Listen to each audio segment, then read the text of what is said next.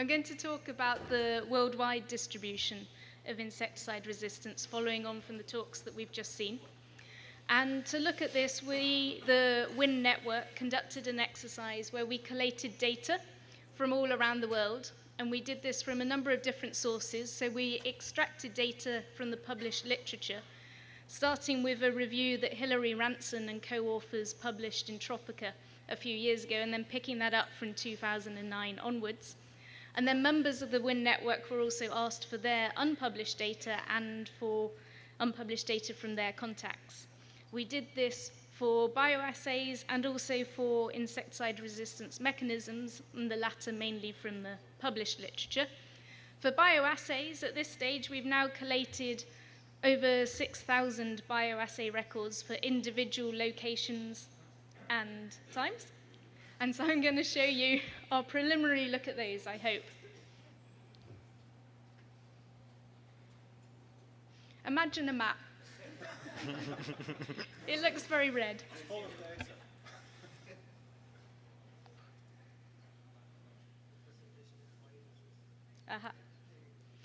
So these two maps show the locations where we have data for the pyrethroids and for the organophosphates, the two classes of neurotoxic insecticide that we were most interested in, but I'm going to cover a few more.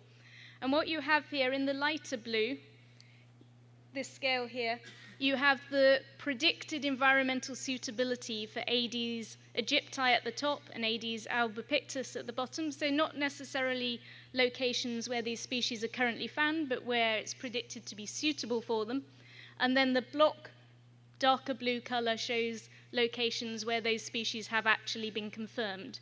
So these are the limits within which we want to fill in the insecticide resistance data. And then in the lighter orange, larger,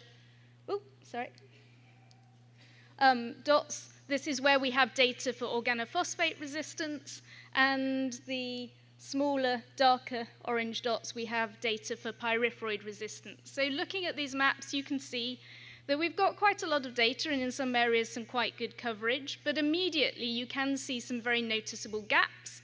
And we already heard in the last session about the large gaps in Africa. You can see here that we don't currently have the data from China. That's a fantastic data set just presented. And then the Malay archipelago, for example, as well, we're also short of data. It doesn't mean it doesn't exist, but it's not currently in our database. And then you can also see that we have a lot less data for Aedes albopictus down here.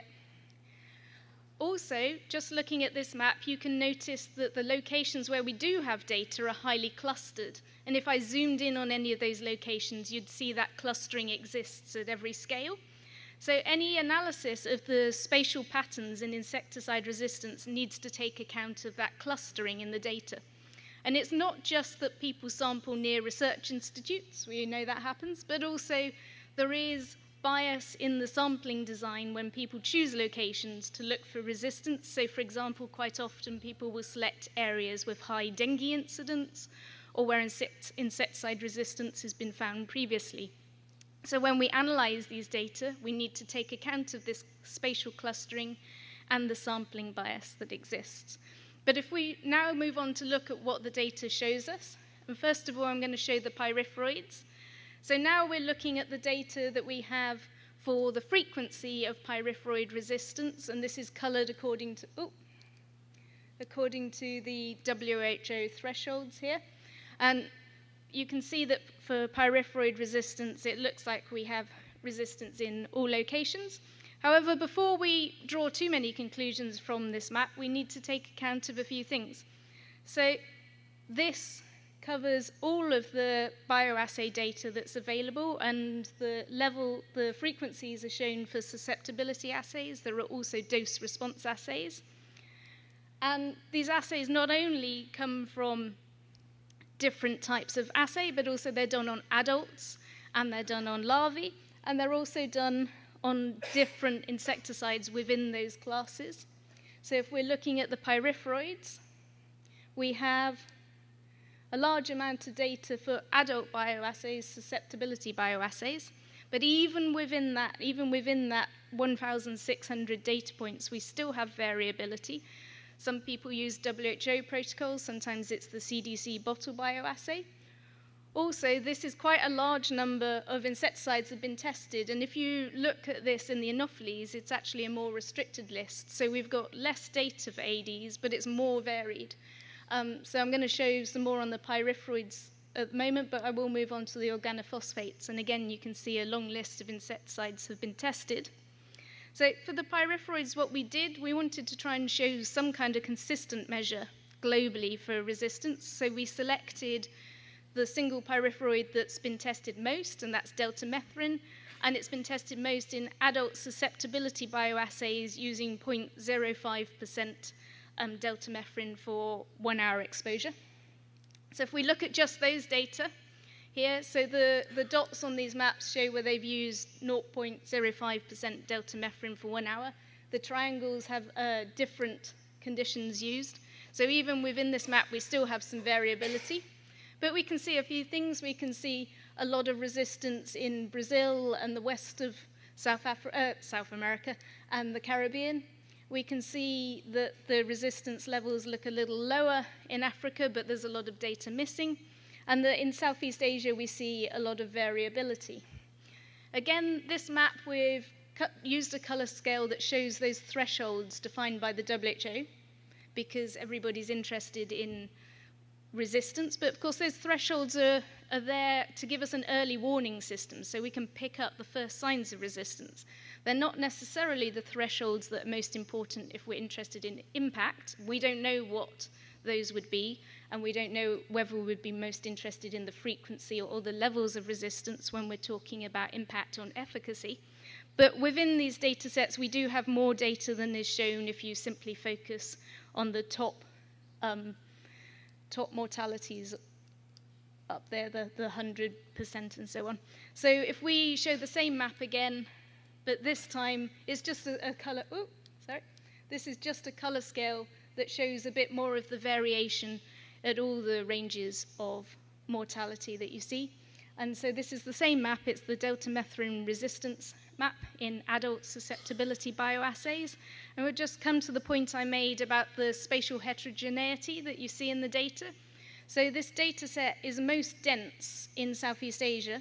And if we zoom in here to Thailand, we can still see that it's very dense and that there's a lot of heterogeneity. And if we keep zooming in on Bangkok, then you can see the pattern is still the same. You still get that heterogeneity. So if I go backwards, if we look at these kind of global maps where we are layering data on top of each other, you can lose some of the information unless you consider the heterogeneity that's happening at a spatial scale, but also there will be trends in time.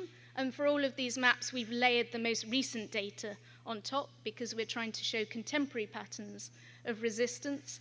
But in fact, not all of the top layer of data comes from the same year. So different regions may have older or newer data. So all of these factors need to be taken into account when we're doing a global analysis of insecticide resistance. So that was the pyrethroids. This is Temaphos. This is now looking at larval dose-response susceptibility bioassays. And so we've got the LC50 values on the scale here. And we're also considering converting this to an index of resistance, because now we've got the LC50 values. We're obviously not showing those resistance thresholds that, of course, everyone is interested in. So we're still doing some work on this one. But again, you can see in a similar way that for Temaphos, very high concentrations to obtain 50% mortality in Brazil and the Caribbean. They look lower in Africa, but again, data is lacking for a lot of Africa. And again, a lot of variability in Asia. So very briefly, just to mention, we haven't limited ourselves to those two classes of insecticide only. We've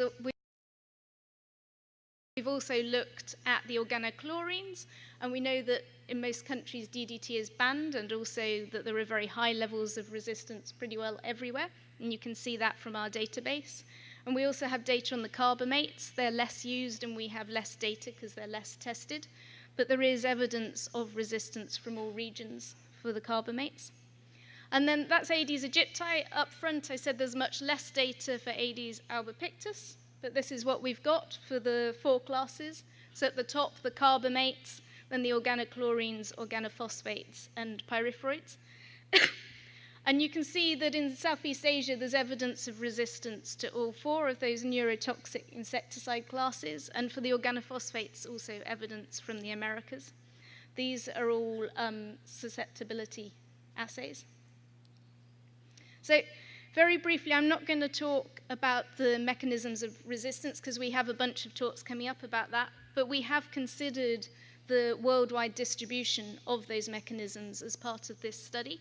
And so for the voltage-gated sodium channel, we have reasonable knowledge about 10 mutations which affect resistance, and we can look at the geographical distribution of those. So this is just showing that distribution for the Americas, Asia, and Africa, and we can start to see a little bit of what's happening here, but as with the bioassays, all of the same caveats apply about sampling bias, clustering of sites, and so on, and also undersampling. So we need more data from more areas. And then if you could close your eyes, please, because the next map is going to appear on another talk coming up. So I'm not going to talk about this one. You're going to hear about this later. And I'm going to wrap up there to say that, as we all know, there's evidence for resistance to the pyrethroids and organophosphates in Aedes aegypti populations worldwide. And for Aedes albopictus, we have a lot less evidence, but again, there is evidence of resistance to pyrethroids in Asia and to organophosphates in the Americas and in Asia too. We, for many regions, if we want to look at global patterns of resistance, then a lot of data is needed for both species, but particularly Aedes albopictus. And we also need standardization in that data. For any analysis, the more varied the data is, the more you need. If you've got low volumes of data, it helps hugely if that data is standardized. So basically, we want to call for standard methods and monitoring. Thank you very much.